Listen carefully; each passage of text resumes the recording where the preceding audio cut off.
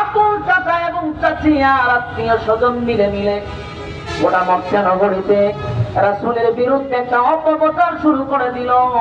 রাসূলকে বলতে লাগলো আবেতার বলে গালি দিতে লাগলো। গোটা মক্কা নগরীতে যখন খবরটা ছড়ায়া গেল, তোমরা কি জানো আব্দুল্লাহর পুত্র মুহাম্মদ বাপ দাদার ধর্ম বাদ দিয়া যে একত্ববাদীর খুদার দাওয়াত দিতেছে, আমাদের সমাজের মধ্যে পতন সৃষ্টি করলো, সেই আব্দুল্লাহর পুত্র মুহাম্মদের ধর্ম বেশি দিন সমাজে টিকবে না। বলাবলি করতে লাগলো আব্দুল্লাহর পুত্র মুহাম্মদের নাম এই জমিনে বেশি দিন থাকবে না রে, কারণ তার একে একে 4 জন সন্তান পৃথিবীর থেকে বিদায় হয়ে গেছে। তার নাম নেওয়ার মতো জমিনে কেউ থাকবে না।